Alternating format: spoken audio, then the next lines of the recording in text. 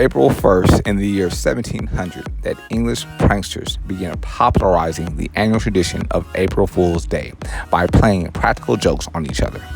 Although the day, also called All Fool's Day, has been celebrated for several centuries by different cultures, its exact origins remain a mystery.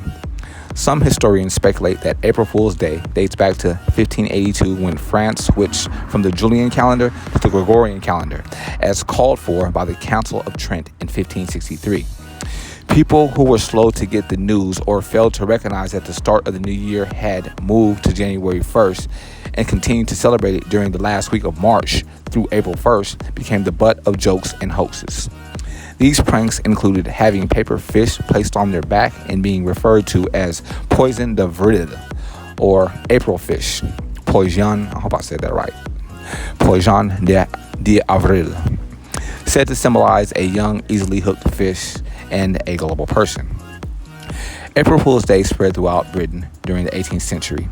In Scotland, the tradition became a two-day event starting with the hunting of the gawk, in which people were sent on phony errands.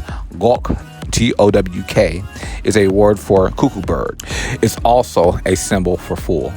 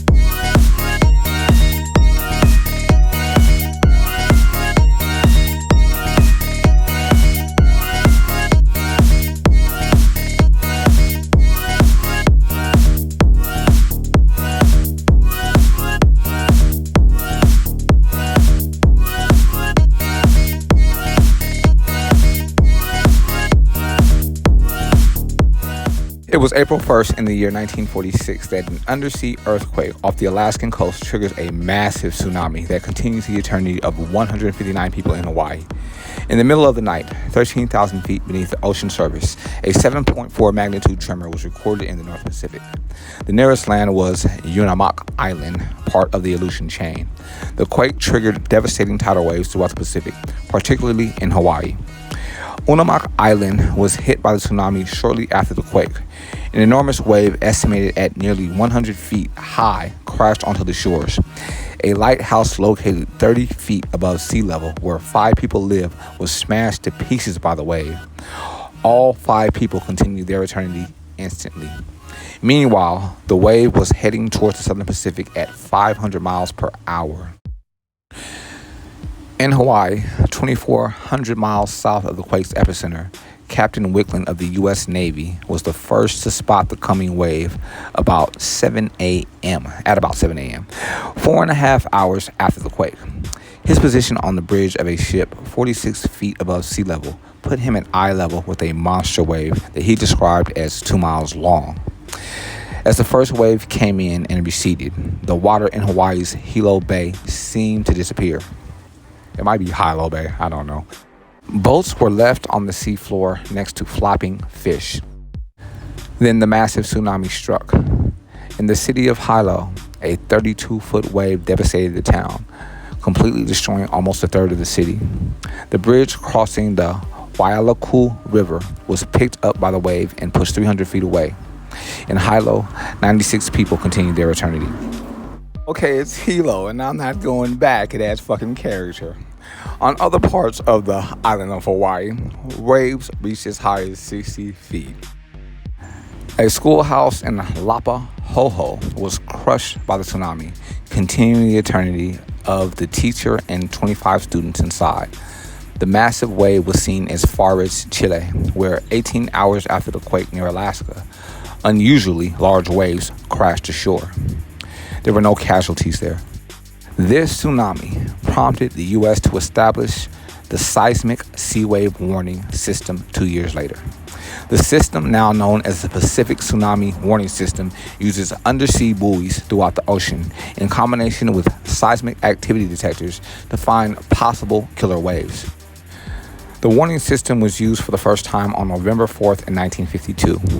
That day, an evacuation was successfully carried out, but the expected wave never materialized.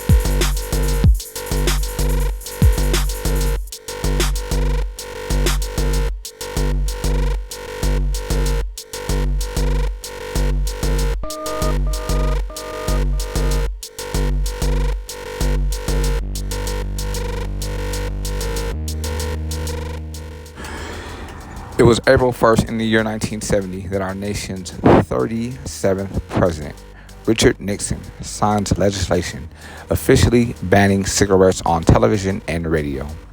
Nixon, who was an avid pipe smoker, including in as many as 8 bowls a day, supported the legislation at the increasing insistence of public health advocates.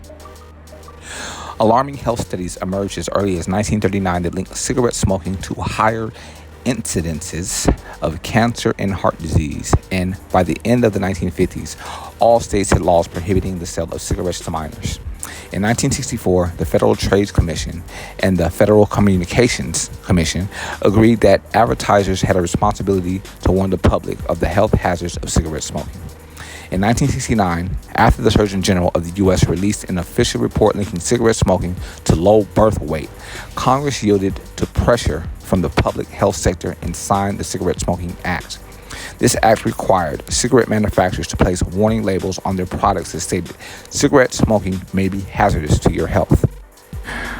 By the early 1970s, the fight between the tobacco lobby and public health interests forced Congress to draft legislation to regulate the tobacco industry, and special committees were convened to hear arguments from both sides. Public health officials and consumers wanted stronger warning labels on tobacco products and their advertisements banned from television and radio, where they could easily reach impressionable children.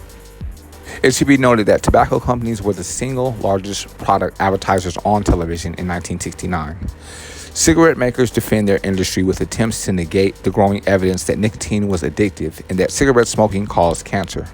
Though they continued to bombard unregulated print media with ads for cigarettes, tobacco companies lost the regulatory battle over the television and radio. The last televised cigarette ad ran at 11:50 p.m. during the Johnny Carson Show on January 1st in 1971.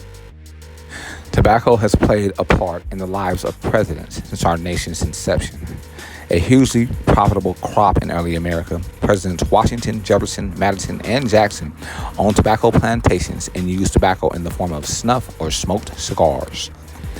Regulation of the tobacco industry in the form of excise taxes began during Washington's presidency and continues to this day. In 1962, our nation's 35th president, John F. Kennedy, became the first president to sponsor studies on smoking and public health. Tobacco has not been the only thing smoked at the White House.